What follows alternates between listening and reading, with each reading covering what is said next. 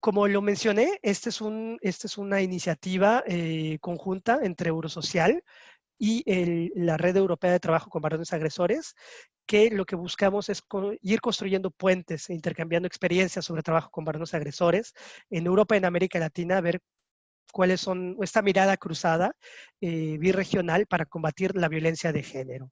Les damos la bienvenida a este primer webinario, este taller técnico que se trata sobre capacitar a los profesionales para involucrar a los agresores en la lucha contra la violencia de género, ¿no? Entonces, me presento rápidamente, soy Alfonso Martínez, soy técnico senior del área de igualdad de género del programa Eurosocial.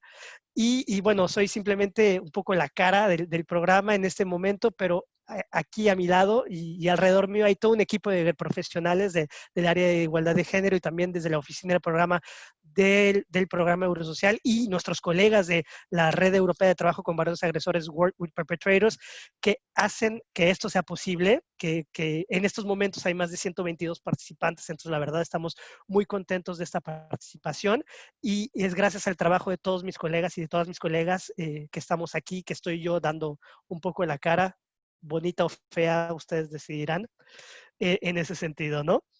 El objetivo del taller, de este doble taller, básicamente, es el de analizar detalladamente qué programas existen tanto en Europa como en América Latina para crear, para empezar la creación de una red de trabajo birregional sobre el trabajo con varones agresores. Se trata de promover una mirada cruzada, como lo decía, para aprender mutuamente, para diseñar mejores políticas públicas y programas y herramientas de trabajo para evitar la reincidencia en los varones agresores y así combatir la violencia de género, ¿no? En ese sentido, para ello contamos con dos talleres técnicos, uno el día de hoy, que es el que estamos presentando, y el otro el día de mañana, ¿no? Un especialista europeo y un especialista latinoamericano para intercambiar experiencias. Esto se lleva a cabo en el marco de la colaboración entre Eurosocial y la Red Europea de Trabajo con Varones con Perpetradores de Violencias. Y bajo el formato de webinarios, lo que se trata verdaderamente es de bueno, ir construyendo puentes, ir viendo qué podemos hacer para lanzar una red birregional de trabajo con varones agresores masculinidades, ¿no? En ese sentido, bueno, aquí tenemos el honor de contar con Heinrich Getzlager, que lo voy a presentar rápidamente y él va a hablar primero en nombre de la Red Europea y después va a hablar en su nombre, bajo las experiencias que él ha desarrollado a lo largo de más de 20 años. Heinrich es hoy en día tesorero de la Red Europea de Trabajo con Varones Agresores. Él es psicólogo y psicoterapeuta alemán, pero muy hispanizado porque lleva mucho tiempo en Barcelona. Actualmente vive y trabaja en Barcelona como gerente de investigación en la asociación Conexus, que trabajan con el tema de lucha contra la violencia de género a través de una reinserción de varones agresores, ¿no? Durante más de 20 años ha participado activamente en intervenciones de perpetradores, trabajando directamente con hombres, coordinando los servicios y también brindando, bueno, presentaciones y capacitaciones, no solamente a organizaciones de la sociedad civil, sino también a instituciones públicas, que es muy importante. Entonces, la verdad, un placer tener a Heinrich, que además conoce muy bien el programa Eurosocial, porque ha estado trabajando con nosotros en Uruguay, está trabajando con nosotros en México, también está trabajando con nosotros en Costa Rica, entonces es más que un especialista, es una de las banderas del programa Eurosocial. Entonces le doy la palabra a mi colega Heinrich Getzlager.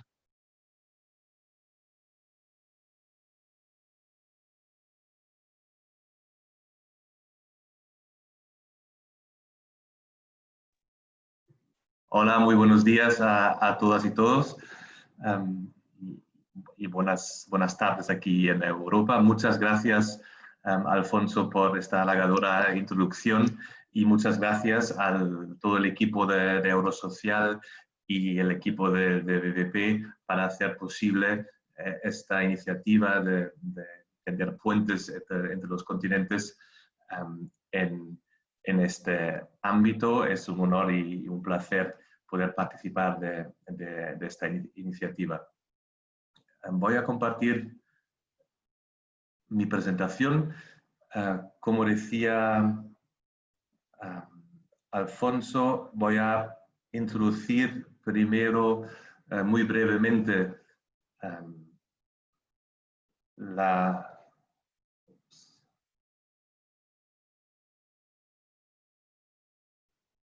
red europea para el trabajo con agresores. Disculpen un momento que tengo un pequeño problema con así.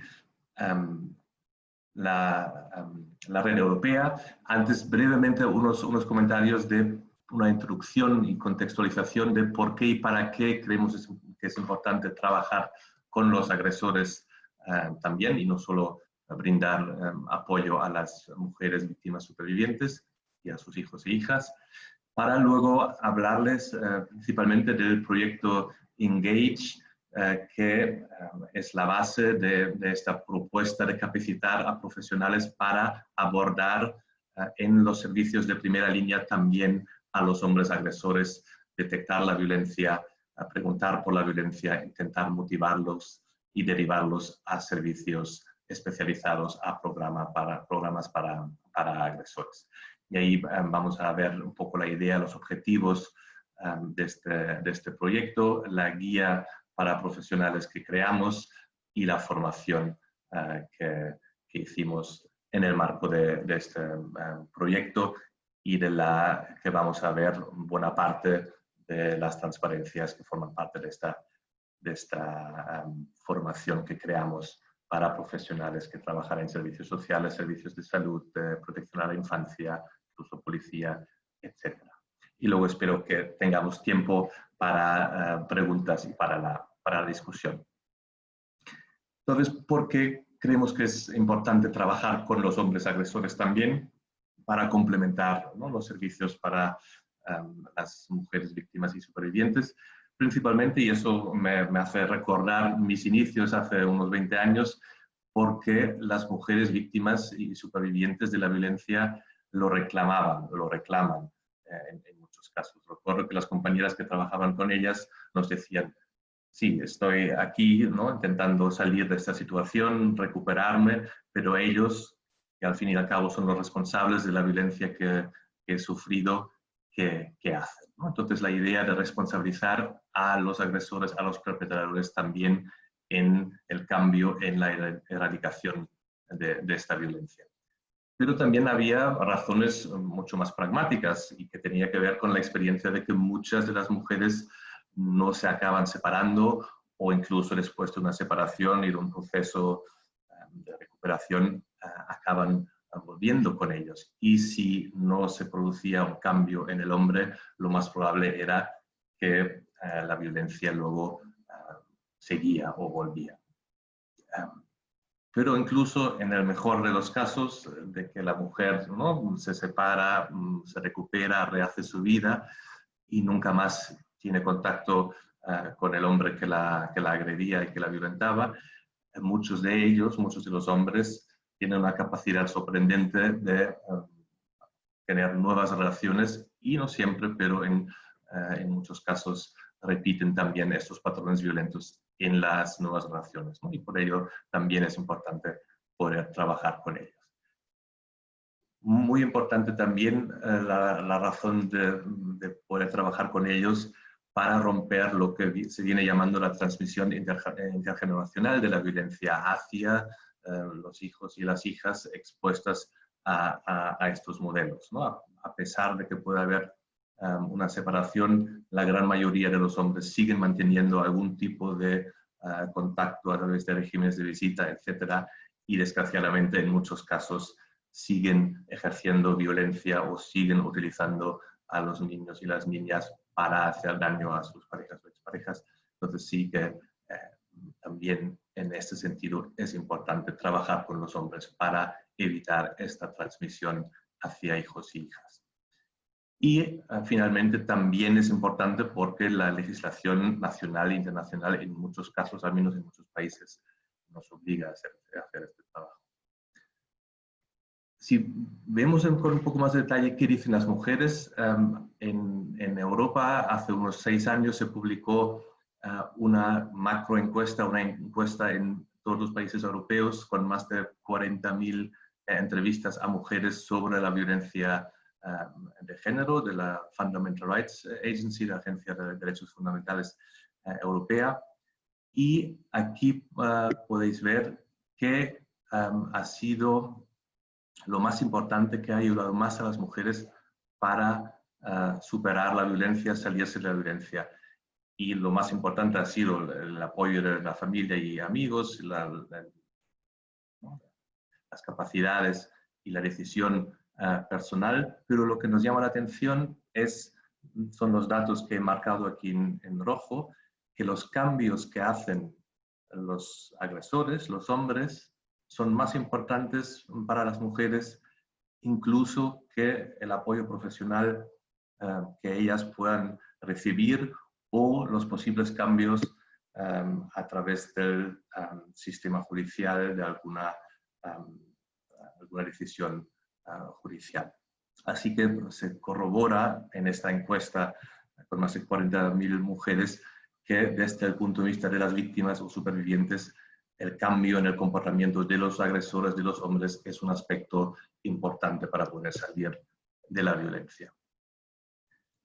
Y aquí en Europa tenemos como marco legal respecto a la violencia de género el Convenio de Estambul, que en su artículo 16 sobre los programas de intervención preventiva y de tratamiento obliga en realidad a los estados a crear o apoyar programas de este tipo dirigidos a los agresores para enseñarles a adoptar un comportamiento no violento en sus relaciones, y incluso más importante, también obliga a los estados a velar para que estos programas prioricen la seguridad, el apoyo y los derechos humanos de las víctimas supervivientes, y en consecuencia se apliquen en estrecha coordinación con los servicios especializados en el apoyo a las mujeres víctimas, ¿no? Y eso es nuestro marco, nos indica cómo tenemos que trabajar con los hombres, por qué y sobre todo para qué,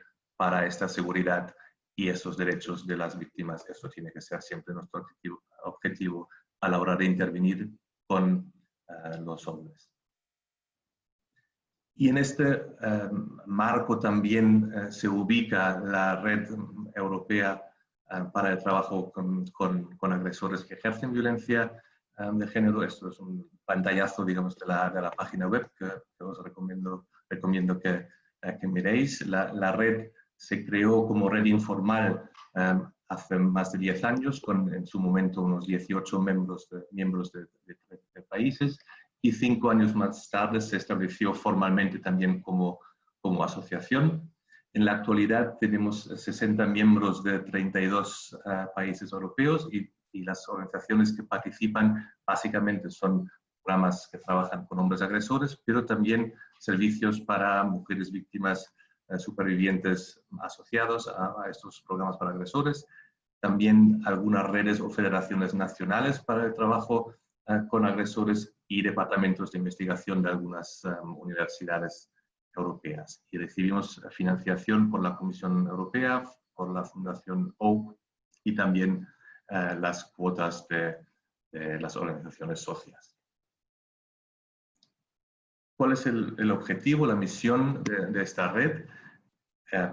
Es combatir la violencia de género, la violencia en las relaciones íntimas como fenómeno basado en el género, promover también la igualdad de género y, sobre todo, como decíamos, mejorar la seguridad de las mujeres y de sus hijos e hijas, también de otras personas en riesgo de sufrir violencia, a través de la promoción de un trabajo efectivo y responsable con los hombres agresores. Y esto principalmente, y he escogido ahí las actividades quizá más interesantes que se llevan a cabo, una multitud de actividades interesantes que se hacen en la red. Aquí tenemos las conferencias anuales, y aprovecho para deciros que la próxima se hará online por el tema del COVID los días 2 y 3 de septiembre, donde hay talleres, hay intercambio de buenas prácticas, capacitación, y ahí todos los miembros pueden participar. Organizamos también visitas de estudio, que son eventos más pequeños donde personas de diferentes organizaciones visitan una organización miembro para conocer con más detalle cómo se trabaja ahí y discutir, intercambiar experiencias y buenas prácticas. Hay encuentros regionales sobre temas que interesan especialmente en esta región, en función de las necesidades que se detectan en el país o en una región, subregión, digamos, europea. Y luego hay la participación en proyectos de investigación internacionales que se desarrollan y donde se colabora tanto con organizaciones que son miembros de la red como con otras. Y el proyecto Engage, del que luego os hablaré, es uno de los ejemplos en el que la red también participó. Y una de las herramientas que ofrece la red y que es producto de otro de estos proyectos internacionales es la herramienta Impact, que ayuda a los programas a medir los resultados y el impacto de su trabajo, ¿no? Si realmente se consigue una reducción en el uso de la violencia por parte de los hombres y del impacto de las consecuencias que tiene en mujeres y niños y niñas. Se está aplicando en el Reino Unido, Italia y otros países. Y la idea es poder recoger con un mismo instrumento datos de diferentes países, de diferentes contextos, que puedan ser luego comparables. Y aquí es donde podéis encontrar más información, sobre todo en la página web, pero también en diferentes medios como Facebook, LinkedIn, redes sociales, Instagram, Twitter, y hay una dirección email info@workwithperpetrators.eu donde podéis dirigiros para tener más información. Bien, ahora empezaré a hablaros de un proyecto que hicimos con la participación del BPP, que coordinamos desde Conexus en los años 2018 y 2019, con partners también en Francia y en Italia, y con un comité consultivo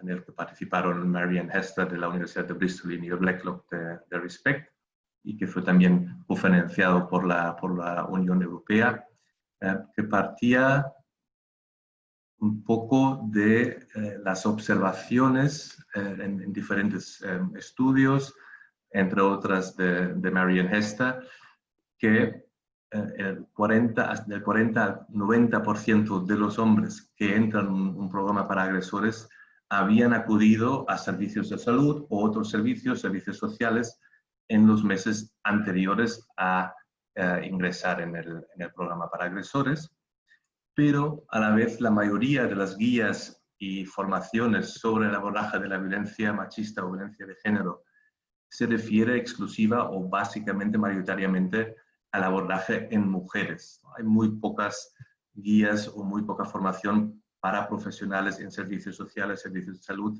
para abordar concretamente la violencia en los usuarios hombres. Y la experiencia también nos demostraba que muchos y muchas profesionales no saben bien cómo preguntar por la violencia, detectarla en los hombres, o tienen miedo a hacerlo con los hombres potenciales agresores. Es decir, había una necesidad clara de dar capacitación y de proveer guías sobre este abordaje de la violencia en los usuarios hombres.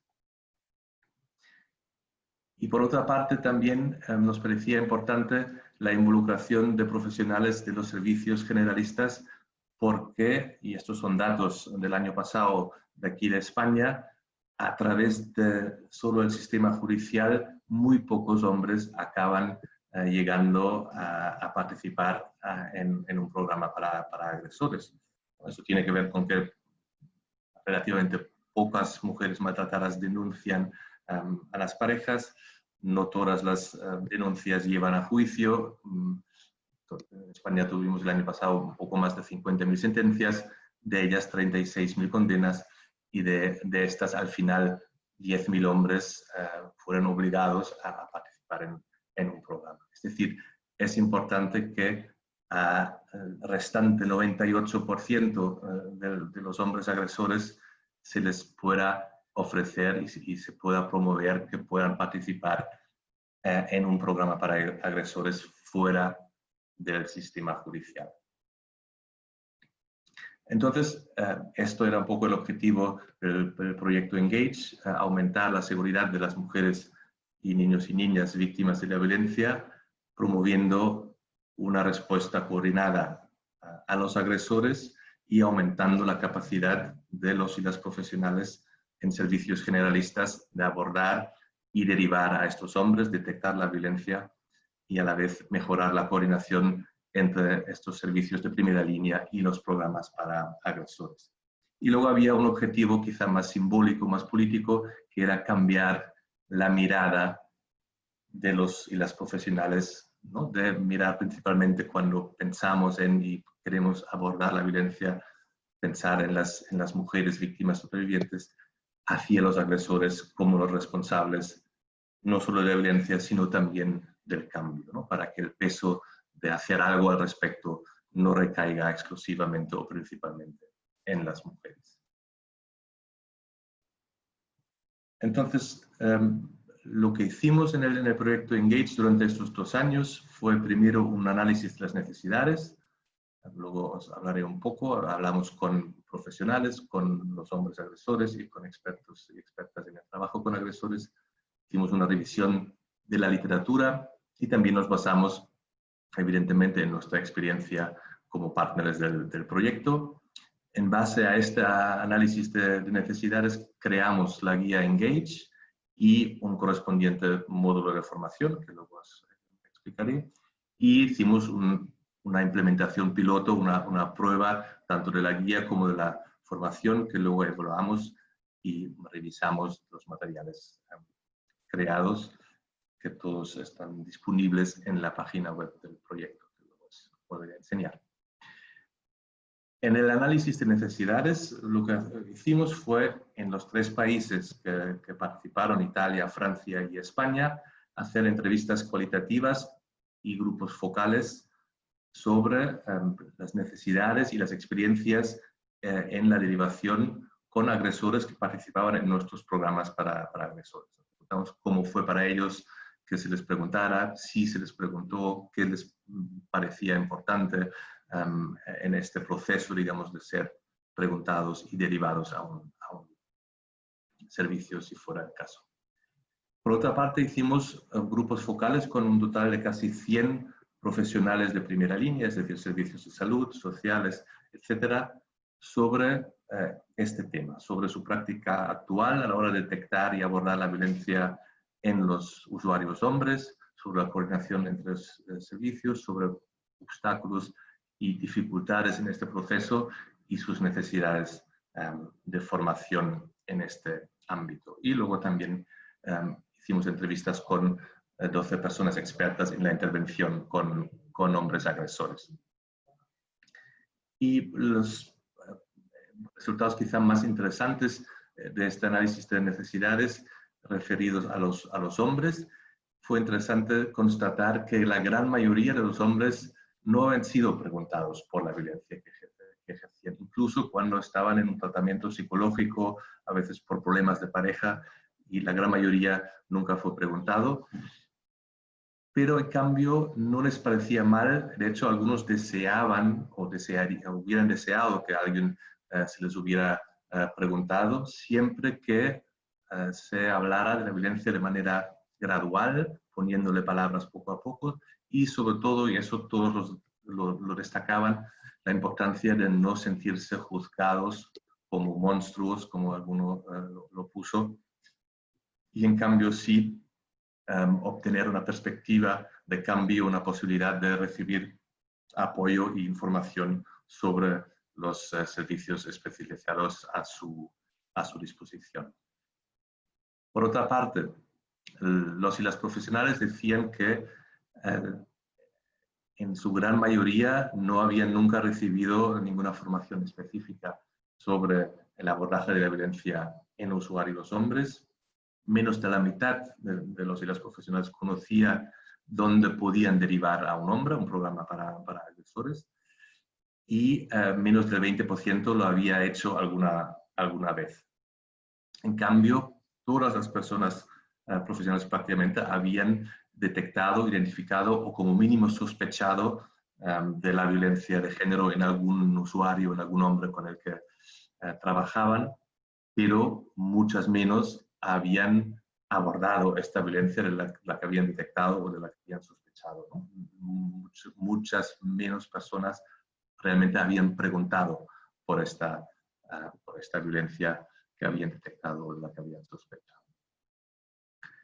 Por otra parte, en ese sentido, los principales obstáculos en este campo, ¿no?, para poder abordar la violencia, detectarla y preguntar por ella con los usuarios hombres, eran por una parte la normalización de la violencia en general, ¿no?, en la sociedad por parte de los hombres, pero incluso a veces también por parte de los servicios y de los servicios profesionales. La falta de conocimientos, herramientas, habilidades, digamos, guía en este tema en concreto. La negación, minimización y el poco reconocimiento respecto al uso de violencia que tienen los hombres, tríada en el discurso de los agresores. Y también les preocupaba el posible riesgo para las víctimas a la hora de hacer este abordaje con los hombres por miedo a la reacción del hombre, tanto con las víctimas, pero también incluso con el o la profesional y respecto a las consecuencias en la relación terapéutica o de trabajo. Y también mencionaban experiencias propias, posiciones y prejuicios respecto a la violencia en general y a los agresores en concreto, ¿no? La violencia de género nos atraviesa a todos y todas y eso puede afectar nuestra disposición a hacer este tipo de abordaje y de trabajo. Entonces, en base a este análisis de necesidades, diseñamos la guía Engage, como os decía, está disponible en la página web del proyecto, en la web de BBP, que tiene unos capítulos introductorios sobre el poder y el control y la violencia de género y sus consecuencias, cómo hacer que este trabajo sea seguro para las víctimas y ¿no?, tomen responsabilidad a los agresores. Y luego el núcleo, digamos, son los 4 pasos que proponemos para hacer este trabajo: el identificar la violencia, preguntar por ella, motivar a los hombres para un cambio y derivarlos a un servicio especializado. Luego hay un anexo importante para profundizar en algunos de los temas, ya que hemos querido que la guía en sí fuera práctica, fuera breve y sencilla de utilizar, y para no sobrecargarla pusimos algo de información adicional en los anexos y no en el texto principal. La guía está pensada, como decíamos, para profesionales de primera línea, de servicios generalistas, servicios sociales, servicios de salud, etcétera, que puedan estar en contacto con hombres agresores, ya sean usuarios directos de los servicios, que a veces revelan su comportamiento abusivo, pero lo más típico es que no lo hagan y se presentan o como víctimas o presentan por otro tipo de problemática en los servicios. Pueden ser los hombres como parejas de mujeres usuarias en los servicios. Algunos hombres ahí insisten en acompañar siempre a las parejas de las visitas o hablar por ella, etcétera. O como padres de usuarios jóvenes, niños y niñas. Y ahí pueden también tener un contacto con estos hombres.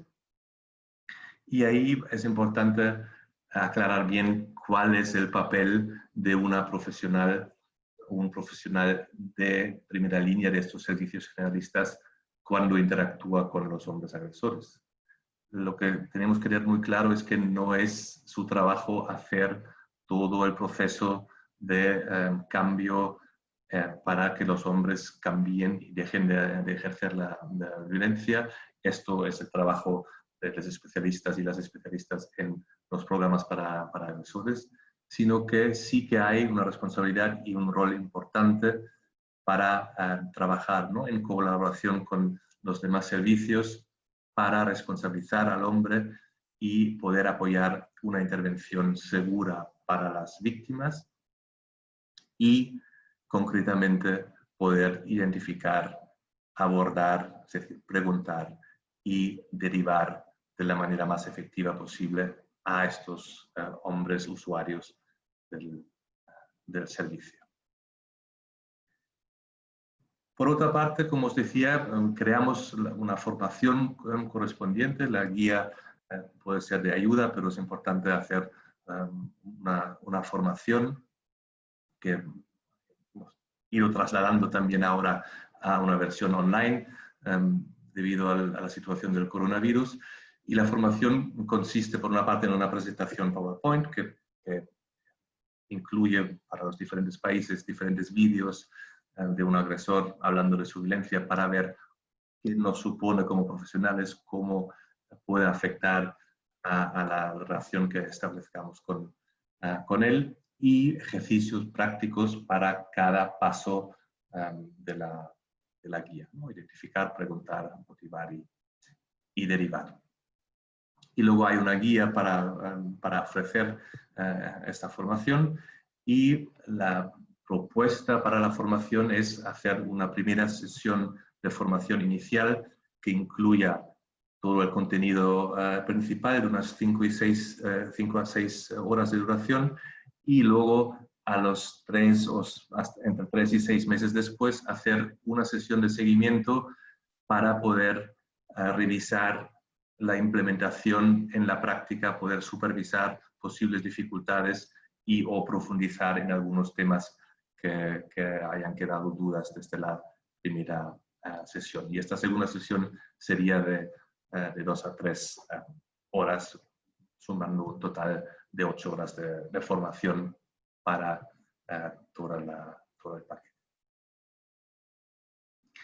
En la implementación hicimos un total de 15 grupos para la formación inicial con más de 200 participantes en los 3 países y 12 grupos en la sesión de seguimiento. No ha sido posible hacer todas las sesiones de seguimiento para todos y todas las participantes, pero hubo un total de más de 150 de profesionales que hicieron las 2 sesiones. Y respecto a la evaluación, lo que hicimos básicamente fue 2 cosas. Por una parte, pedimos a los y las profesionales que rellenasen unos cuestionarios en 3 momentos, antes de la primera formación, después de la primera formación y al final de la segunda sesión de seguimiento. Y preguntamos por algunos conocimientos y habilidades respecto al abordaje de los hombres, cuán preparados o preparadas se sentían para hacer los 4 pasos, y al principio y al final cuántos hombres agresores habían detectado y cuántos habían derivado en los últimos 3 meses, en los 3 meses anteriores a rellenar el cuestionario. Y por otra parte, preguntamos a los programas para agresores que participaron en el proyecto cuántas derivaciones habían recibido de estos servicios o de estas áreas donde se formaron profesionales en los 6 meses antes en comparación con los 6 meses después de la formación inicial. Os voy a mostrar brevemente los resultados. Aquí vemos cuán preparadas se sentían las personas profesionales para identificar los signos de la violencia de género en los usuarios hombres, antes en azul y después en lila, de la formación y como se puede ver hay, ¿no?, un cambio importante hacia sentirse bastante o muy bien preparados o preparadas para hacer esta tarea de identificar la violencia en los usuarios hombres, y la imagen, como podéis ver, es parecida para los 4 pasos. Aquí vemos cuán preparadas se sentían las personas para preguntar realmente a los hombres. Aquí quizás el cambio más notable, ¿no? Había un 50% que se sentía nada o muy poco preparado antes de la formación y después solo un 20% no se sentía muy preparado, y en cambio la mayoría se sentía como mínimo moderadamente bien preparado para hacer estas preguntas. Aquí son los mismos datos respecto a la motivación de los hombres para que, una vez detectada la violencia, pidan ayuda para cambiar la violencia que ejercen. Y finalmente,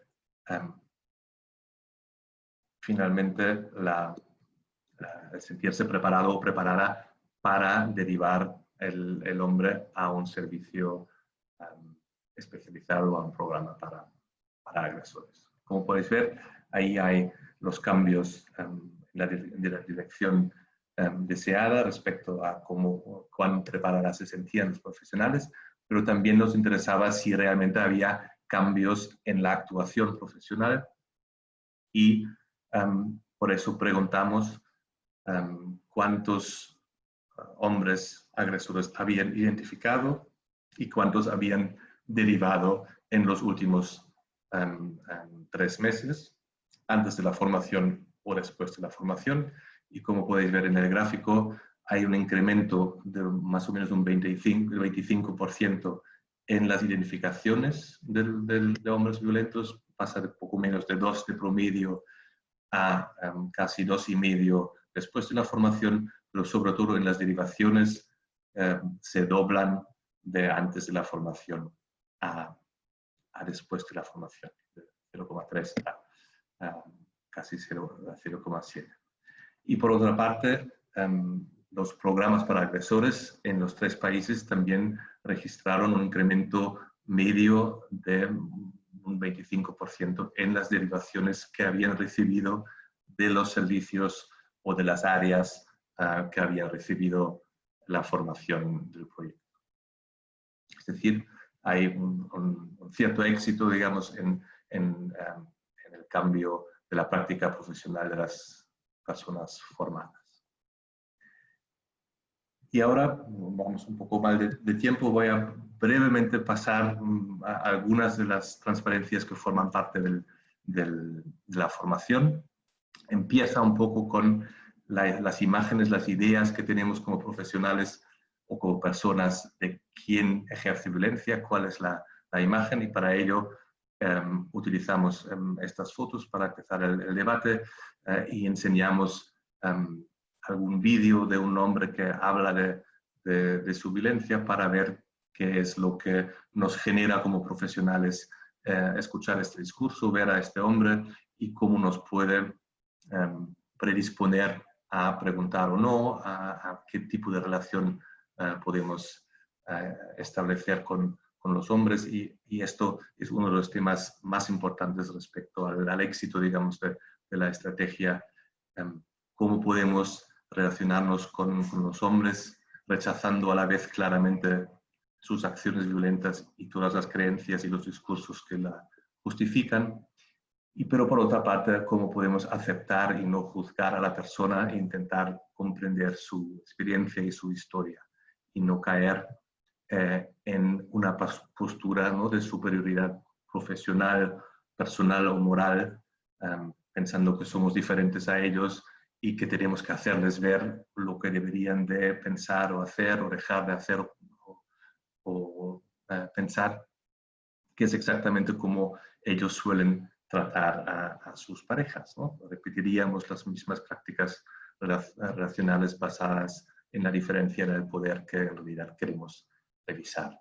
En la guía lo describimos un poco con esta tabla sobre diferentes posiciones y la relación terapéutica que estas posiciones ante los hombres pueden crear, ¿no? Por una parte está la complicidad, donde la alianza con los hombres y la relación es fácil. En el otro extremo está la confrontación, donde vamos a oponernos y verlo en realidad un poco como un monstruo, confrontándolo constantemente. Y la posición media de comprensión es un poco la que se propone, como os decía antes, ¿no? Como balanceamos una confrontación de sus actos, pero no de él como persona, que sí intentamos comprender sin nunca, evidentemente, justificar sus actos. Y ahí uno de los temas, como os decía, importantes a trabajar con los y las profesionales son los miedos que genera el abordaje de la violencia en los hombres, miedos a la reacción del mismo hombre, a su rabia, que pueda producir un aumento en la violencia, el riesgo para la mujer y para hijos e hijas, el riesgo de como profesional recibir violencia o el impacto que pueda tener hacer estas preguntas en la relación de trabajo, miedo a que el hombre pueda abandonar, por ejemplo, y dejar de ser usuario del servicio. Y hay que decir que los miedos son hasta cierto punto comprensibles y es importante dar la respuesta para intentar suavizar los posibles efectos, tomar las medidas de seguridad para las víctimas que se trabajan en la formación, tomar también, si es necesario, medidas de seguridad en el lugar de trabajo por una posible reacción violenta, aunque en la gran mayoría de los hombres esta es muy poco probable porque la violencia se limita al hogar, a la relación de pareja o de familia.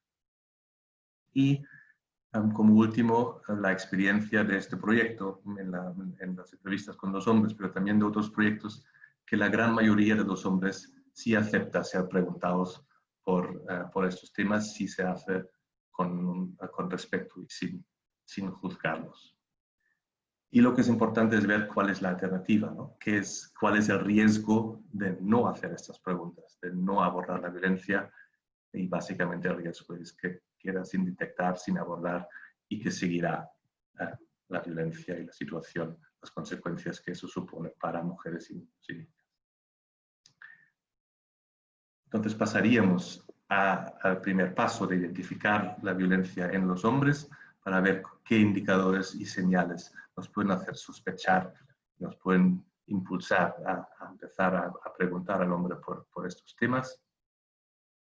Y ahí podemos ver cómo se presentan los hombres en los servicios, como decíamos, normalmente con problemas relacionados con la salud o problemas sociales, a veces después de una crisis relacionada con la violencia que ejercen, o a veces después de un ultimátum de la pareja, o acompañando a la pareja, a veces pareciendo un acompañante muy cariñoso, digamos, y atento, o con temas relacionados con los hijos y las hijas. Y los indicadores, básicamente podemos distinguir entre indicadores en el discurso del hombre y luego en el comportamiento del hombre o del hombre y su pareja, si vemos a la pareja. En el discurso, ¿no?, podemos ver que ellos pueden hablar sobre conductas que constituyen ya directamente diferentes tipos de violencia, sea física, sexual, emocional o económica.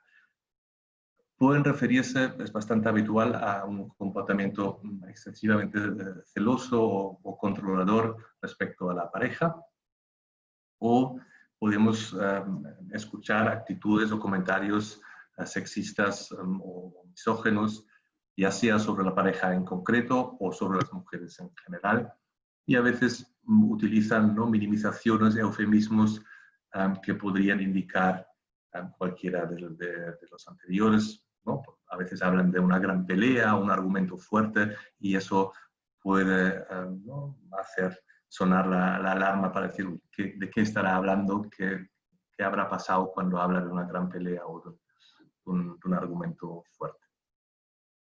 Luego, en el comportamiento del hombre, o también si vemos a la pareja, podemos distinguir, y no voy a poder explicar todos los posibles indicadores aquí, pero como decíamos, a veces el hombre siempre acompaña a la pareja, incluso en visitas multitudinarias, y insiste en estar en las sesiones.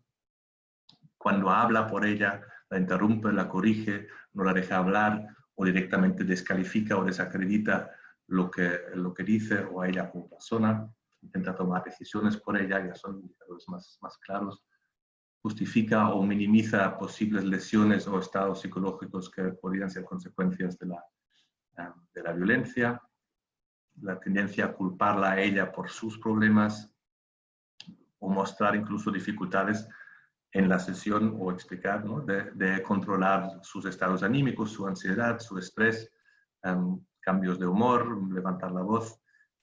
Y a veces son actitudes aparentemente contrastantes o contradictorias, estar como muy encerrado, silencioso, a la defensiva y negarse a responder preguntas, o a veces estar, ¿no?, ser muy hablador, muy complaciente, sonreír demasiado y estar casi demasiado solícito, ¿no?, con él o la profesional, especialmente cuando están con la pareja.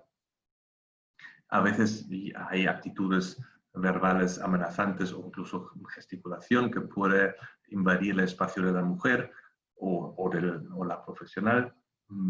Directamente puede haber comportamientos abusivos en la sesión o en la sala de espera.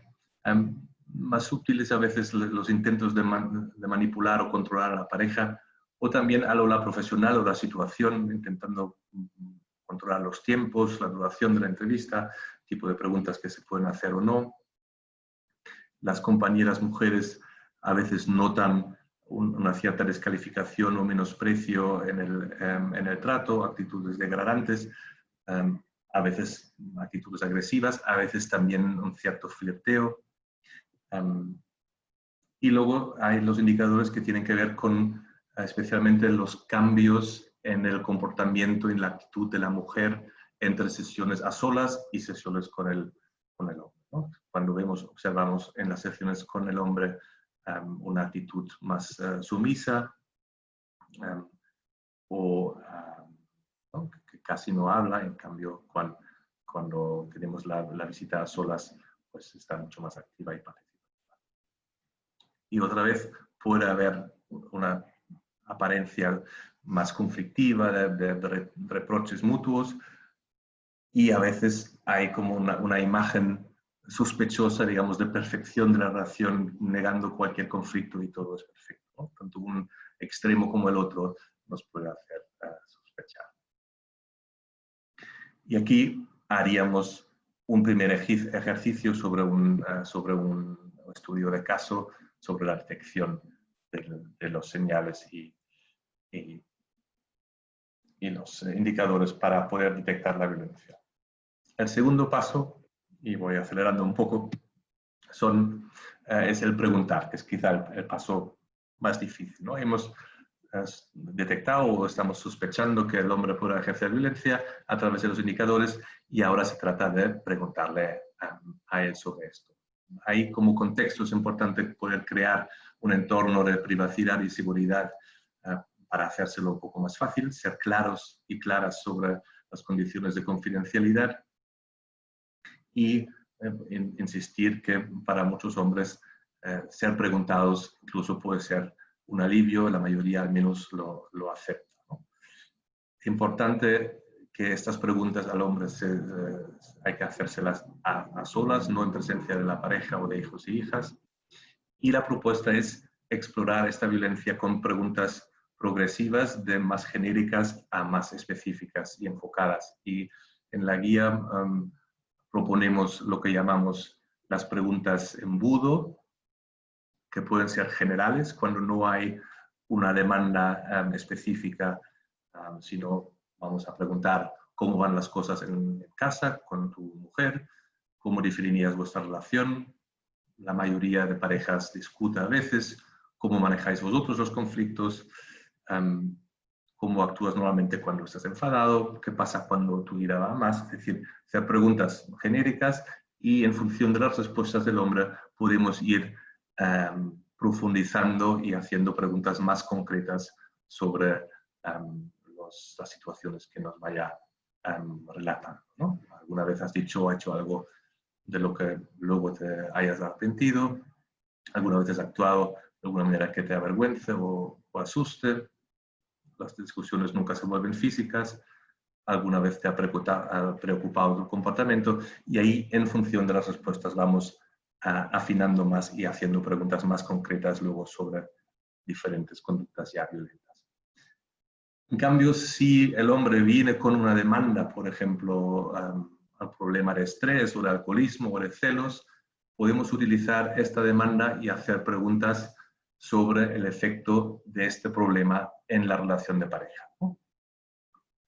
¿Cómo ha afectado tu problema de estrés a la relación? ¿De qué manera?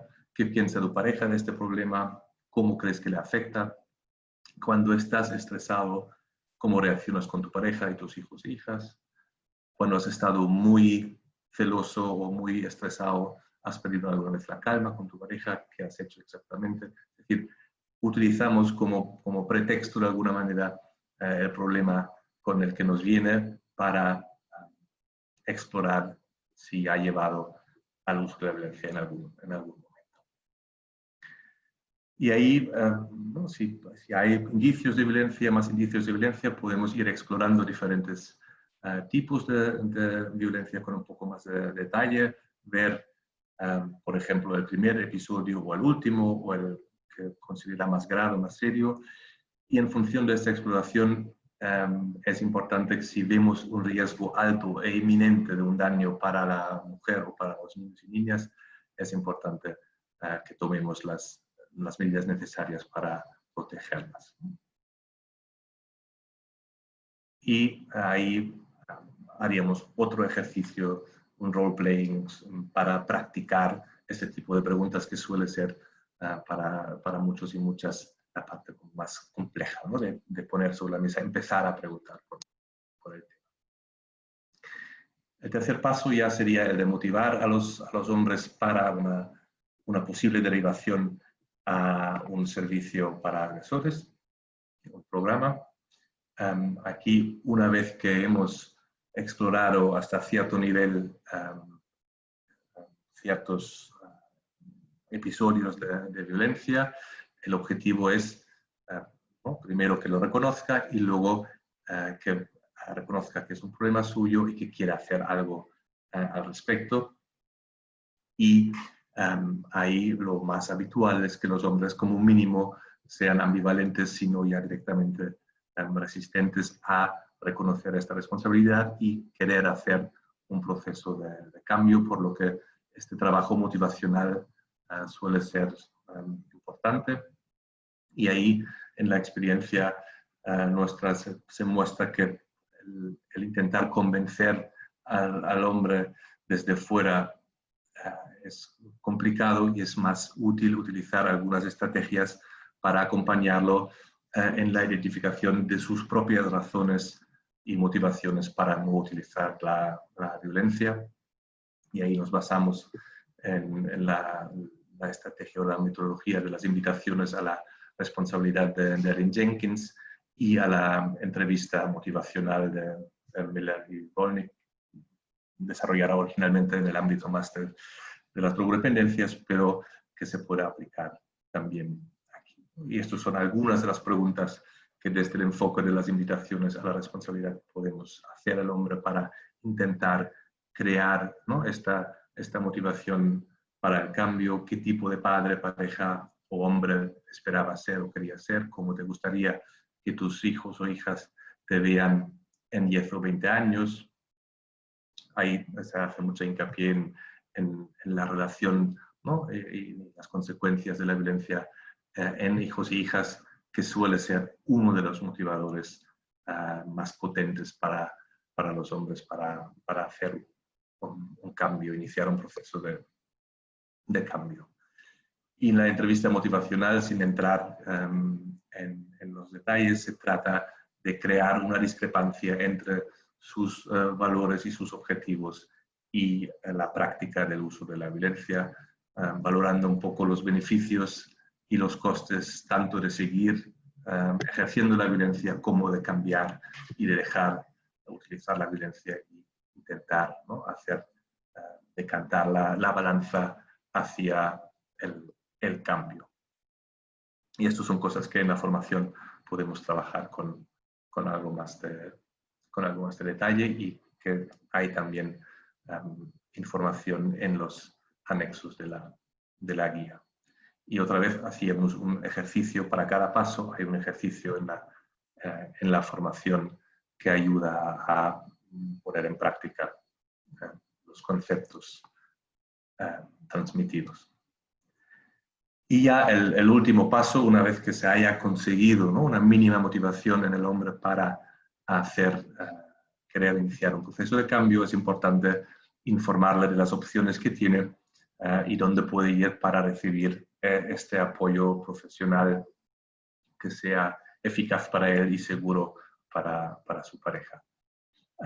Y ahí, muy brevemente, algunas buenas prácticas para este proceso de derivación.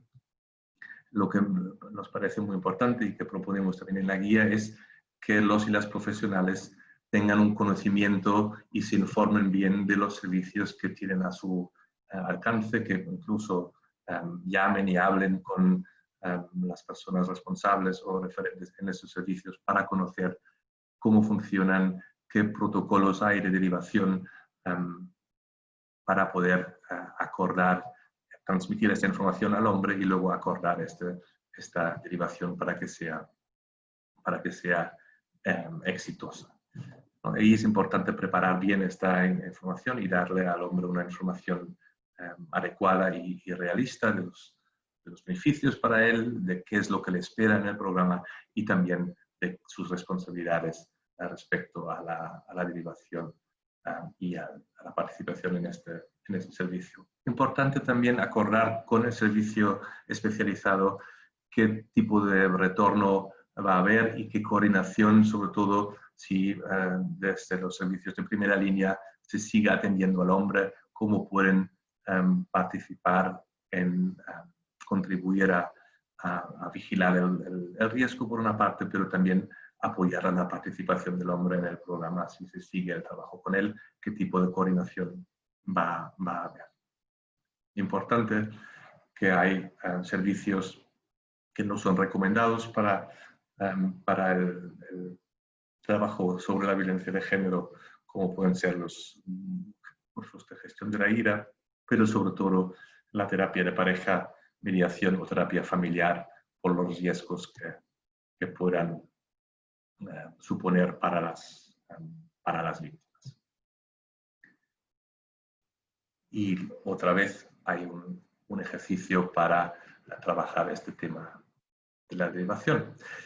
Y creo que con esto lo voy a dejar para dejar un poco de tiempo para preguntas y comentarios. Muchísimas gracias por la atención. Y os pongo mi dirección de email por cualquier consulta y la página web del proyecto, donde podéis encontrar tanto la guía en español como el PowerPoint de la formación, como otros documentos. Muchas gracias. Muchas gracias, Heinrich. La verdad, creo que el proyecto, la guía Engage, es muy interesante, es una herramienta muy potente también, que les tomó también tiempo y me imagino que también hubo ahí, bueno, un trabajo de aprendizaje, también de apropiación de la guía, de difusión de la misma, ¿no? También para que los profesionales puedan utilizarla, ¿no? Entonces, tenemos muchas preguntas, la verdad. Creo que el debate, bueno, no hay debate tanto así, pero estamos dando pie al debate. Las preguntas están, nuestros colegas que están participando de diferentes partes de América Latina y de Europa, nos hicieron llegar sus preguntas por el chat. Si todavía no lo han hecho, perdón, si todavía no nos han enviado las preguntas, todavía es tiempo. Entonces, no duden, tenemos preguntas a través del chat y a través de la herramienta de preguntas y respuestas. Una pregunta rápida, a lo mejor que puedes responder ya para entrar en ritmo. ¿En dónde podemos encontrar la guía y cómo podemos obtener más información del trabajo que realiza Engage? Es una de las primeras preguntas, Heinrich.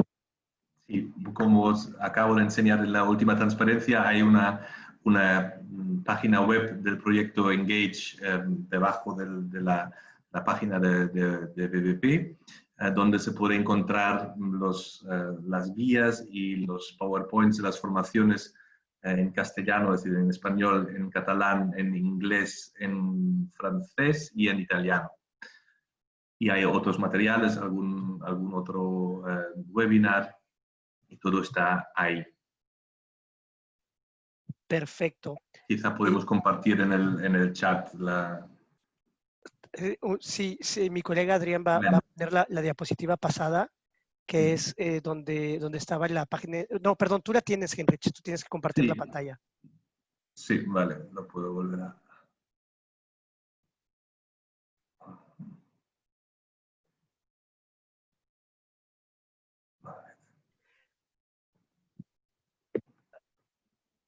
Si quieres compartir la pantalla. Y la última, así de todos modos, vamos a poner la presentación, les comento a todas y a todos, estamos poniendo tanto el video como la presentación, como la agenda, la nota conceptual en la página de internet de Eurosocial. Entonces, ahí le pueden ustedes obtener, y en esta página que menciona Heinrich, en el anterior, exactamente. Sí, ahí se ve. En la página Work with Perpetrators, Projects Engage, ahí encuentran la guía Engage, que es de la cual estamos hablando, ¿no? Tenemos muchas preguntas muy interesantes. Otra sobre los profesionales, a profesionales de qué disciplinas capacitaron, y si eran los que trabajaban principalmente con varones agresores. Sí, no, justamente son profesionales no especializados, son profesionales de servicios de primera línea, es decir, servicios de salud, servicios sociales. En Italia, básicamente, la formación fue con servicios sociales, y en Francia y en España fue un público más variado. Había servicios de protección a la infancia, había servicios de salud, había policías, había servicios sociales, es decir, servicios que están en la primera línea de atención no especializada en temas de violencia de género. Esta es justamente la idea, implicar a estos servicios en el tema de la detección y del abordaje de la violencia también en los hombres. Perfecto, ok. Otra pregunta que creo que va a abrir paso a un debate muy interesante también es de nuestra colega Liliora Liotó. Si la violencia es aprendida y se puede desaprender, ¿cuánta responsabilidad para los propósitos han encontrado en los sistemas educativos de los países donde han trabajado? ¿Cuánta corresponsabilidad? Es una pregunta complicada, ¿no? Evidentemente creemos y sabemos que la violencia es aprendida, que no es nada natural, y se puede desaprender. No siempre conseguimos que los hombres la desaprendan, pero algunos sí.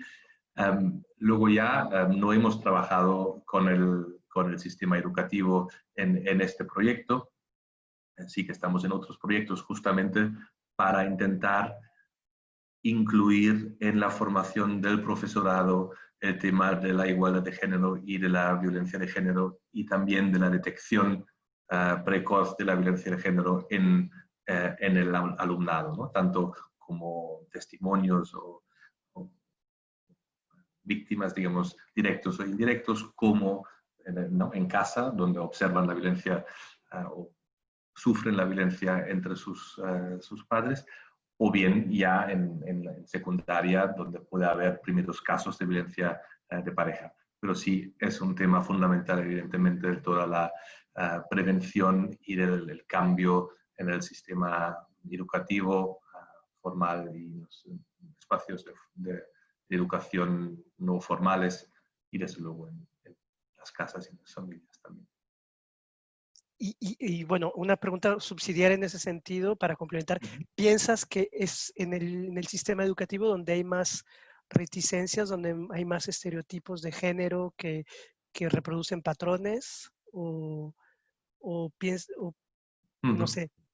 No, mi impresión y experiencia es que no sea especialmente resistente el sistema educativo. Creo que ¿no? Todas nuestras sociedades siguen siendo patriarcales y machistas, y esto está en el sistema educativo, pero también en el sistema de salud, en el sistema de servicios sociales, um, y varía más, creo que en función de ciertas instituciones y ciertas personas, que no del tipo de institución o de ámbito, digamos, que es, al menos mi experiencia, no es que sea especialmente patriarcal el sistema educativo, ¿no? Son la mayoría de instituciones y entidades. Ok.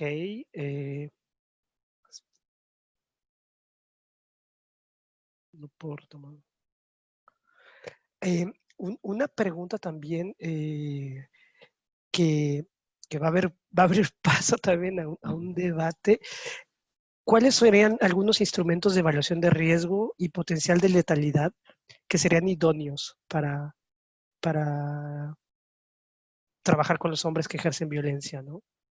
Si existen instrumentos que puedan evaluar el riesgo y potenciar letalidad y evitar y prevenir femicidios en ese sentido. Existen varios instrumentos a nivel internacional. Ahí siempre es importante ver que podamos acceder, que esté, si es posible, validado, traducido como mínimo validado en nuestro idioma y entorno. Hay diferentes, de los más habituales a nivel internacional es el SARA, el Spousal Assault Risk Assessment, que está traducido a muchos idiomas y validado en muchos sitios, pero creo que tiene copyright, es decir, no es de acceso libre. Luego hay el Danger Assessment también. Aquí en el circuito contra la violencia de género de Barcelona se creó un instrumento que se validó y que se parece en algunos sentidos al SARA, que es de acceso libre, que se llama BCNRVD, que se puede encontrar por internet. Hay muchos instrumentos. Lo importante en realidad es ver si está traducido, si está validado, y sobre todo utilizar en nuestro entorno, en nuestro contexto, en el circuito en el que trabajamos, intentar utilizar el mismo instrumento para luego podernos intercambiar y podernos poner de acuerdo, ¿no? Si yo hago la valoración del riesgo con el agresor, tú la haces con la víctima, pues podamos compartir y contrastar esta información, ¿no? Ahí el trabajo en red es fundamental, y por eso a veces es menos importante tener el mejor instrumento, sino ponerse de acuerdo con uno. Y luego también siempre tener en cuenta que la calidad de la valoración del riesgo también depende mucho de la calidad de la información que entramos. Es decir, no es tanto la fórmula del instrumento, sino también la validez de la información que tenemos, ¿no? Es decir, y concretamente con los hombres, esta validez depende mucho de la relación, otra vez, que seamos capaces de establecer con ellos para que nos den información verídica y no nos mientan o no minimicen mucho la violencia que ejercen. Eso es también fundamental. Una pregunta también interesante que tiene que ver con la identidad de género y con la inclusión de poblaciones LGBTI es si el modelo solo incluye el trabajo con masculinidades heterosexuales, ¿no? Es una pregunta muy interesante, creo. Sí, el proyecto Engage de entrada parte de la definición de violencia de género o violencia machista heteronormativo, es decir, con hombre agresor y pareja mujer. Creemos que de entrada, sobre todo a nivel de la detección, se pueda aplicar también o se puede intentar aplicar también al colectivo LGBTI, pero no lo hemos intentado, no lo hemos probado y sería interesante, ¿no? Un proyecto de ver cómo se puede ampliar la aplicabilidad del proyecto y los documentos a este colectivo. Que por otra parte sabemos que en el abordaje, en los programas, sí que requiere ciertas modificaciones. Es decir, los programas estándares para agresores heterosexuales no necesariamente funcionan también para personas agresoras LGBTI. De acuerdo. Además, bueno, además de todas estas preguntas que tenemos, vamos a escoger otras cuantas preguntas más. Nuestros colegas y las participantes y los participantes del webinario nos han hecho llegar algunas referencias a redes, a experiencias que hay en América Latina y que existen también en Europa. Creo que eso es también algo muy importante que nosotros también vamos a hacer, no un reservorio, pero lo que vamos a hacer es, vamos a intentar recopilar estas experiencias y ver cómo podemos tomarlas en cuenta para lo que tenemos en mente de esta creación de diálogo birregional, ¿no? Porque creemos que hay muy buenas experiencias en América Latina y muy buenas experiencias en Europa y a veces no hay este matching, este aprendizaje mutuo, ¿no? Otra pregunta que tenemos por aquí es sobre el caso sobre los casos de violación sexual, de abuso sexual y violación. En ese sentido, si Engage trabaja sobre ese tema, si hay resultados favorables y a qué nivel. En algunos países no existen este tipo de programas reeducativos, entonces es difícil abordar y tener una intervención con varones agresores, ¿no? En ese sentido. Entonces, y también qué rol existe para la sociedad civil, ¿no? En este trabajo que ustedes realizan. De acuerdo, son preguntas interesantes todas y distintas. ¿Cuál era la primera respecto a...? No, ya no. No, lo de los casos de abuso sexual, de violencia sexual, ¿no? Exacto. El proyecto Engage no está pensado en agresiones sexuales o abusos sexuales fuera de relaciones de pareja. Se centra en la violencia ejercida dentro del ámbito de la pareja. Porque ¿no? Todo el tema de los indicadores, etcétera, no son directamente traducibles para agresores sexuales fuera del ámbito de la pareja. Y habría que buscar otra metodología, otras estrategias. ¿Qué más había? La segunda era... Sobre la inclusión de la sociedad civil en el trabajo. Bueno, nosotros digamos, somos una entidad de la sociedad civil que promovemos este trabajo, pero sí creemos que es fundamental que sean los servicios públicos los que vayan incorporando, ¿no? Ya sea a través de este proyecto en concreto, o de otra manera, pero que vayan incorporando el abordaje de la violencia en los usuarios hombres, los potenciales agresores en estos servicios, ¿no? Yo creo que ahí la sociedad civil tenemos un rol importante en el tema de la innovación y en el tema de, ¿no? Avanzar en nuevas metodologías y nuevas estrategias que luego, ¿no? Eso suele ser muchas veces la secuencia que luego se van incorporando, al menos algunos y algunas, en los servicios públicos. Perfecto. Ok, hay otra pregunta sobre el trabajo con hombres que consumen drogas. ¿Este tema lo toman en cuenta? Sí, de hecho, en el desarrollo del proyecto Engage nos basamos en la experiencia que tenemos en un proyecto que estamos llevando a cabo desde hace casi 15 años ya con la Subdirección General de Drogodependencias aquí del Departamento de Salud en Cataluña, donde justamente la demanda era esa, ayudar a los y las profesionales en los servicios de drogodependencias a poder abordar la violencia de género, porque sabemos que hay una mayor incidencia en esta población, tanto de las mujeres consumidoras como como víctimas, como en los hombres consumidores como agresores.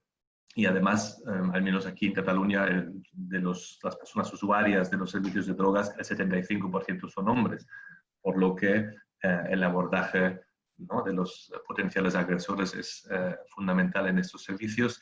Y además, muchas veces se dan unas condiciones idóneas para este abordaje, ya que suele haber procesos terapéuticos y relaciones terapéuticas bastante largas y hay mucha ocasión para poder trabajar estos temas, además utilizando el consumo como posible pretexto o excusa, facilita a veces a los hombres a reconocer la violencia bajo la influencia, ¿no?, supuestamente causada por el consumo, que desde luego no hay una causa ¿no?, del consumo hacia la causalidad del consumo hacia la violencia, pero sí es un factor de riesgo a tener en cuenta. Entonces, sí, no se recomienda en la guía Engage la exploración del tema del consumo, no es específico para servicios de drogas, pero nos inspiramos mucho en esta experiencia que desde Conexos hemos tenido en este ámbito desde hace mucho tiempo. Bueno, muchas gracias, Heinrich. Bueno, creo que vamos a empezar a cobrar por pregunta, porque hay muchas. Entonces, y empieza a sudar, ¿no?, de tantas preguntas que están haciendo. No, al contrario, me parece excelente que haya tanto debate, tanta participación. Hay otra pregunta también que puede tocar algunas sensibilidades, sobre todo de nuestros colegas que trabajan desde políticas públicas, desde las instituciones públicas. Estoy buscándola, espera un momento. Si existe algún compromiso, por lo que han visto ustedes, existe algún compromiso por parte de los gobiernos, de las instituciones públicas, para implementar la guía Engage en los diferentes sectores, salud, educación, etcétera. ¿Cómo ha sido, por ejemplo, a partir de tu experiencia en España, este diálogo con las instituciones públicas, ¿no? En general, o respecto a este proyecto en concreto. Bueno, respecto a la guía, este proyecto en concreto. Sí, no, de hecho, estamos contentos con la repercusión que está teniendo. De hecho, estamos ahora mismo desarrollando cursos del Engage, tanto para el Instituto Catalán de las Mujeres como para la Dirección General de Servicios Sociales aquí en Cataluña. Es decir, hay algunas administraciones que están empezando a apostar, ¿no?, por este tipo de iniciativas y intentando hacer llegar la capacitación a los y las profesionales de su ámbito. Y esperamos que después de estas iniciativas más piloto, y el proyecto acabó a finales del año pasado, es decir, hace relativamente poco, que se vaya poco a poco extendiendo a diferentes ámbitos y diferentes servicios públicos, pero estamos muy satisfechos con la acogida, digamos, que ha tenido el proyecto en la administración, al menos aquí en Cataluña, en España, o en la parte de España. En Italia me consta que también ha habido mucho interés y ha habido formaciones más allá del proyecto mismo. Y bueno, aquí en este punto entramos también en un paréntesis, publicidad de Eurosocial y publicidad del trabajo de Heinrich, porque justamente es lo que hacemos desde el programa Eurosocial, apoyar las políticas públicas nacionales y regionales en América Latina, y justamente Heinrich y su experiencia están a disposición de varios países con los cuales ya trabajamos. Ha estado trabajando en Uruguay con el Instituto de las Mujeres, está trabajando actualmente también con el Centro Nacional de Equidad de Género de México, sobre este tema. Está trabajando también con el Poder Judicial de Costa Rica. Entonces, estamos ahí movilizando a Heinrich en diferentes programas y acciones que tenemos en el programa Eurosocial, que también nos permiten, bueno, tener esa incidencia, ¿no?, de la cual estaban ustedes preguntando sobre, bueno, la acogida por parte de las instituciones públicas, de tener herramientas de trabajo que permitan tener ese contacto con varones agresores, evitar la reincidencia, ¿no? Tenemos otras preguntas. Una de ellas está ligada sobre la duración del proyecto, del programa de atención a varones, si tiene una duración limitada. También está ligado a el hecho de qué edades de los varones llegan a los servicios, si son más jóvenes o si son mayores. Y también otra ligada a cuántos varones llegan a los servicios especializados a partir de las derivaciones, por ejemplo. Ujú. Tres preguntas, pero ligadas, ¿no? Muy bien. Sí, no, el tema de las edades es muy interesante porque la mayoría de los hombres que nos llegan, en nuestro caso, y creo que es representativo de muchos servicios voluntarios para hombres agresores, es decir, sin obligación judicial, la mayoría de los hombres que nos llegan tienen entre 30 y 55, 60 años, hay algunos mayores y algunos más jóvenes, pero justamente una preocupación que hemos tenido siempre es la dificultad que tienen algunos hombres, incluso chicos más jóvenes, a pedir ayuda por estos temas, sabiendo que la prevalencia incluso en adolescentes, es decir, en parejas jóvenes, tiende a ser más alta que en parejas más mayores, ¿no? Por lo que hemos empezado a impulsar servicios. ¿No? Si los hombres jóvenes no nos llegan a los servicios, pues los servicios tienen que ir a donde están los hombres jóvenes, y hemos empezado a crear un proyecto para trabajar en las universidades y en otros espacios donde se mueven los jóvenes, para ofrecer un trabajo parecido, por ejemplo, ¿no? al personal universitario, parecido al Engage, pero también ofrecerles apoyo tanto a las mujeres universitarias víctimas como a los agresores en el ámbito universitario. Sí, es una preocupación que tenemos, que otra vez la parte preventiva cuesta más. Y en general no son muchos los hombres que llegan de momento, ¿no? a los servicios voluntarios en comparación con los judiciales. Como os decía antes, en España más o menos a través del sistema judicial unos 10.000 hombres acaban participando en un programa, y calculo que en los programas voluntarios fuera del sistema judicial no deben ser más de 2.000. Eso también tiene que ver con que hay muchos menos de estos programas. Antes, ¿no? Había también esta pregunta, este comentario. No hay una cobertura territorial de ese tipo de programas, tampoco en España. Aquí en Barcelona hay 2 o 3, pero si te vas al centro de Cataluña o a muchos lugares en el resto de España, no existen programas de este tipo, ¿no? Que es una dificultad añadida.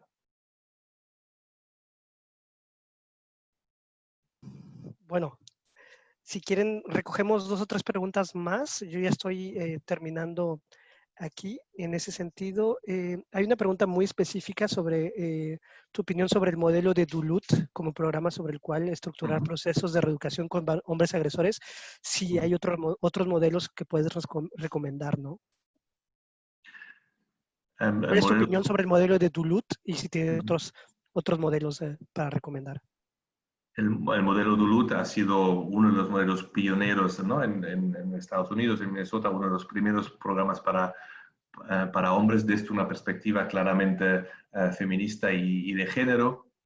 Ha tenido un poco de mala prensa en algún momento, en parte creo porque se ha mal entendido y mal aplicado, pero creo que la base en el trabajo desde una perspectiva de género y feminista es fundamental para poder hacer un trabajo responsable con los hombres. Luego, el modelo Duluth se ha, digamos, mezclado con muchos otros enfoques, como puede ser el cognitivo-conductual, el de la terapia narrativa, el trabajo últimamente también más con temas de mindfulness. Es decir, hay una variedad importante de diferentes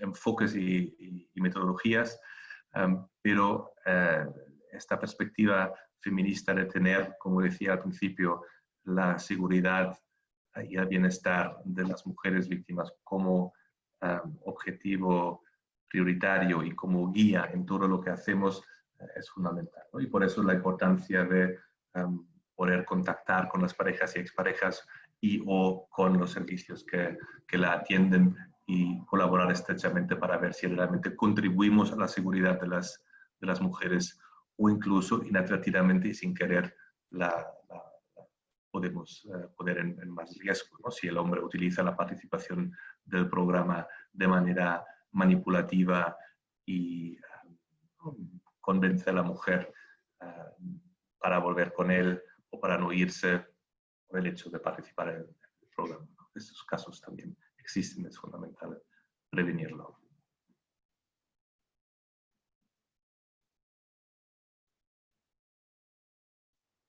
Perdón, una pregunta ligada desde la teoría feminista. Estabas hablando de también este vínculo, una pregunta que nos hacen desde Ecuador. ¿Cuál es la relación con las organizaciones de mujeres o las organizaciones feministas en la configuración de los programas y en la aplicación de los mismos, ¿no? Exacto, ¿no? Eso que para nosotros es fundamental que ahí podamos crear alianzas, ¿no? Con el movimiento feminista en general, pero sobre todo con los servicios y las organizaciones feministas que brindan el apoyo a las mujeres víctimas para poder intentar, ¿no?, tener esta coordinación muy estrecha para ver si el trabajo que hacemos con los hombres está complementando realmente al trabajo que ellas están haciendo con las mujeres, o si está entorpeciendo que podamos, ¿no?, intercambiar la valoración de la situación en concreto, del riesgo, de los próximos pasos que deberían darse, ¿no? En ese sentido, para nosotros es fundamental esta colaboración y esta alianza con el movimiento feminista en general, pero concretamente con los servicios de apoyo a las mujeres víctimas supervivientes, pero también con todo el resto de la red, es decir, ¿no?, también con los servicios sociales, también con los servicios de salud, también con policía, con justicia, fiscalía, todos los servicios y todos los actores que están implicados. Ahí el trabajo en red es fundamental. De las evaluaciones de los programas con agresores sabemos que a veces es mucho más importante este sistema de abordaje integral, ¿no?, la respuesta comunitaria coordinada, que justamente fue lo que el modelo Duluth impulsó, Coordinated Community Response, ¿no?, la respuesta coordinada en la comunidad. Esto sabemos que muchas veces es más importante que esta red funcione bien que no la metodología concreta del servicio para agresores. Bueno, 3 últimas preguntas. Lamentamos de antemano si hay algunas preguntas que se nos han pasado. La verdad pensamos que de todos modos ha sido un intercambio muy, muy rico y esto da para debate. Estamos a su disposición también a través de Twitter, a través de nuestra página de internet, a través de mi correo electrónico que ya lo tienen ahí en algunos mensajes y también del acompañamiento de Heinrich. Entonces no duden. 3 últimas preguntas y nos vamos en ese sentido hacemos la conclusión. Una ligada a la herramienta Impact, si piensas que es posible homologarla en otros países. Yo espero que sí, creo que sería muy interesante, ¿no? Ya se está homologando, ya se está adaptando y utilizando en diferentes países europeos, y creo que hay potencial para que también se pueda homologar, probar, adaptar a otros contextos, como puede ser el latinoamericano. Perfecto. Y las últimas 2 preguntas que creo que son también muy ligadas a la coyuntura y a la situación actual. Bueno, primero, algunas resistencias que hayas visto en los países europeos para la implementación de esta guía y también de manera honesta y sabemos tu franqueza, ¿no? ¿Cuáles serían las limitaciones o las principales limitaciones de la guía Engage, por ejemplo? Respecto a resistencias, concretamente resistencias para implementar la guía, no nos hemos encontrado. Lo que sí que nos podemos encontrar es todavía aunque esto esté cambiando, pero todavía, digamos, un cierto desinterés o una no priorización del abordaje de violencia en los hombres, ¿no? Evidentemente también hay gobiernos que en general no dan ninguna prioridad al tema de violencia de género en general, pero dentro de los que sí que lo hacen, suele ser primero, ¿no? Como es lógico, el abordaje y el apoyo a las víctimas y supervivientes, a niños y niñas. Eso tiene que ser lo principal. Y luego hay algunos gobiernos, como os decía, por ejemplo, aquí en Cataluña, que sí que están por la labor de también ampliar el abordaje a los agresores, y otros gobiernos y otras instituciones que no lo ven importante o una pérdida de recursos. Eso sí que existe, pero resistencias así más directas, más allá de esta no priorización, no nos hemos encontrado. Y los puntos débiles, al margen quizá de lo que se mencionó antes, ¿no? de la heteronormatividad, que tenía que ver un poco con el contexto y la necesidad, digamos, de que fuera algo circunscrito y práctico. Quizá el tema que mencionaba antes, que en muchos lugares no existe cobertura de los servicios para los agresores, que no es una debilidad tanto del Engage, sino si no hay donde derivar, todo el proceso no pierde todo el sentido, pero pierde parte del sentido. Nosotros creemos que es útil e importante preguntar por estos temas, aunque luego no pueda derivar el hombre, simplemente para enviar este mensaje de que eso es un tema importante y tú eres responsable de esta violencia y deberías hacer algo al respecto. Pero claro, si no puedo luego ofrecerle esta ayuda en un servicio especializado, ahí se queda un poco cojo el proceso, y esta es una de las limitaciones más importantes que nos hemos encontrado, ¿no? Y que varía según el país y según la región, pero es uno de los problemas importantes. Y ahora sí, la última, antes de pasar a las conclusiones, el contexto COVID, que también está afectando muchísimo, que afectó y está afectando a Europa, pero también está afectando muchísimo en América Latina. Las primeras experiencias de ustedes, este trabajo online con los agresores, en el contexto del encierro, también lo que va a suceder después, ¿no? Con el encierro, los casos de violencia, todo el recrudecimiento, ya se tienen estadísticas sobre la cantidad de llamadas en algunas líneas telefónicas, ¿no? La explosión de las llamadas, Sí. estrategias también. Entonces, ¿cómo ves este trabajo con varones agresores en línea en el contexto de COVID, o qué es lo que está cambiando con la pandemia y el encierro, ¿no? Esto daría para todo otro webinario o más. De hecho, en BBP hicimos una pequeña conferencia online hace pocas semanas justamente sobre este tema, ¿no? De qué implica para el trabajo con agresores este contexto de COVID. Sabemos que ha aumentado la violencia, han aumentado las llamadas de mujeres para pedir ayuda, y en los pocos países donde hay líneas telefónicas para hombres sobre este tema, también se han aumentado las llamadas, y eso es uno de los temas. Sería bueno que hubiera ese tipo de líneas telefónicas en todos los países siempre, pero más todavía en esta situación. Luego, pasar el trabajo con los agresores a online tiene una cierta complejidad, y de hecho en la página web de VP hay un documento de recomendaciones sobre esto, que os recomiendo. Está en inglés, pero creo que es bastante útil, y tiene otra vez principalmente que ver con cómo garantizar la seguridad de las víctimas y la viabilidad, la intimidad también de los agresores, y eso depende mucho también de la situación en concreto, si están separados, si conviven con las mujeres y niños, si tienen un espacio de intimidad para poder hacer este seguimiento. Algunos servicios han pasado el trabajo grupal incluso a online, que si se prepara mínimamente parece que puede estar funcionando. Otros han hecho trabajo más individual o seguimientos telefónicos. muchos servicios han decidido no seguir tanto en el proceso, digamos, típico del cambio, sino hacer más una contención emocional en esta situación excepcional. Y eso, como decía, hay que valorarlo en función de las condiciones, situaciones y necesidades de cada hombre, ¿no? Pero ahí, otra vez, os recomiendo el documento en la página de BBP.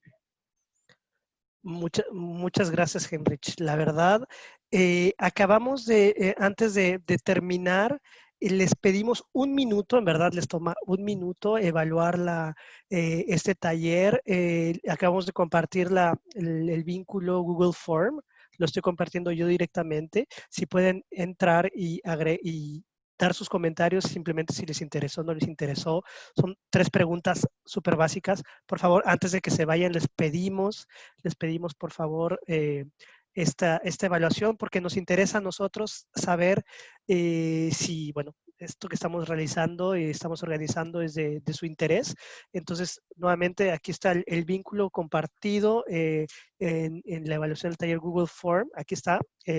Lo puse en comentarios, ¿no? En la conversación, ¿no? Lo vuelvo a poner. Estoy haciendo el spam, la verdad. Puse 3 o 4 veces el vínculo.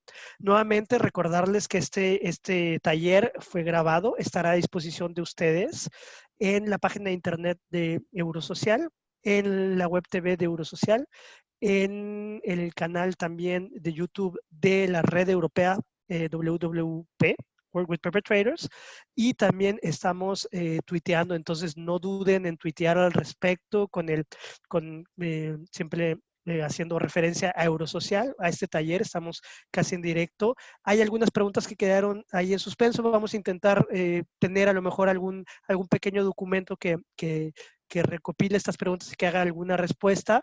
Entonces, en ese sentido, les agradecemos la participación, todavía no se vayan, estamos cerrando. Como conclusiones, la verdad no tengo el deseo de tener unas conclusiones sobre lo que ha mencionado Heinrich, porque además creo que ha sido muy claro y muy conciso, y agradecemos también este juego de tenis que tuvimos, ¿no? Preguntaba, respondía, la verdad demuestra mucho la gran capacidad y la gran experiencia que tiene Heinrich. En ese sentido, lo que queremos, bueno, mencionarles simplemente algunos contextos, el contexto de la pandemia, que desde ya esperamos que todos nuestros colegas que están en América Latina y que están sufriendo de pleno la pandemia estén bien, esperemos que estén bien de salud y que se cuiden.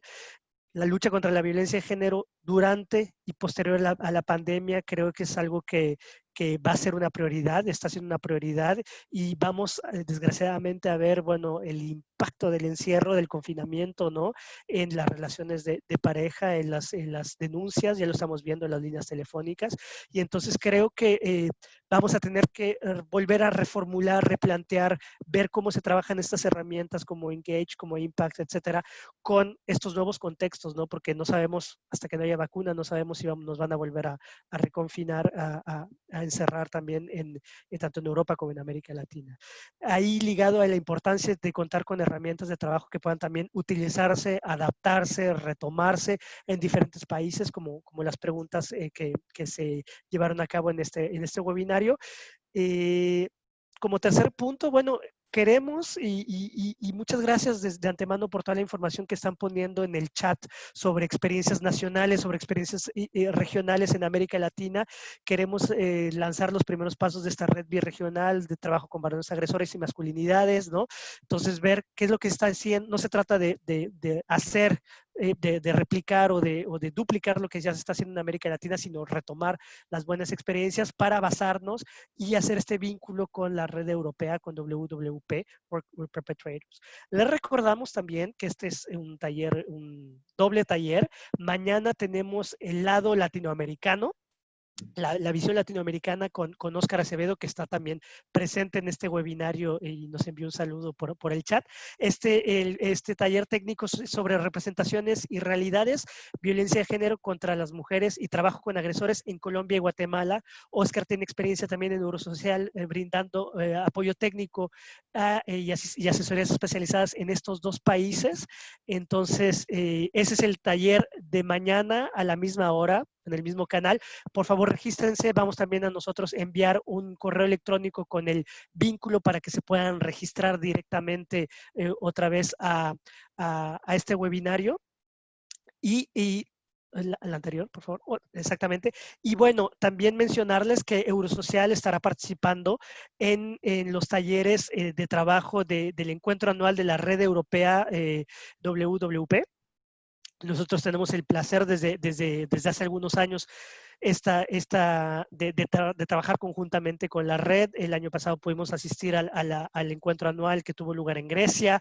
Este año iba a ser en Dublín, iba a ser un evento súper importante en Dublín, pero bueno, debido a la pandemia se trasladó a un trabajo online. Entonces, los vemos mañana en el webinario. Nuevamente pongo el vínculo, por favor, Google Form, no se vayan sin haber evaluado este seminario. Agradecemos muchísimo a Heinrich por su valiosa presentación. Gracias a los más de 180 participantes que nos siguieron en este taller. La verdad, también un agradecimiento más que caluroso a mis colegas de la red, a mis colegas que están aquí presentes, que no ven, que están alrededor mío, guardando la distancia de seguridad, de la distancia social, pero están aquí en un lado intentando hacer que esto se lleve a cabo en la recopilación de preguntas, en la parte técnica, en las presentaciones. La verdad es un gran trabajo y tenemos la suerte de trabajar en el programa Eurosocial con grandes profesionales. No duden en visitar nuestra página web. Tenemos una página web COVID. Tenemos también donde estamos recopilando todos los apoyos técnicos que estamos brindando desde Eurosocial. Tenemos también fichas por cada línea de acción. Eurosocial trabaja en las 4 líneas: autonomía económica, autonomía física, autonomía política y transversalización. También tenemos fichas por cada país para que puedan ustedes acceder a lo que estamos haciendo en cada país. También un gran abrazo a nuestros colegas de la comunicación del programa Eurosocial. Y no me queda más que darle cita para mañana. Y bueno, también les mantendremos informadas e informados de otros webinarios que estemos lanzando en las próximas semanas, en los próximos meses. Muchas gracias por su atención. Nos tardamos un poquito más, pero pensamos que tuvimos unos intercambios y un debate muy interesante con Heinrich. Muchas gracias, Heinrich, y hasta mañana. Muchas gracias. Hasta otra. Hasta mañana.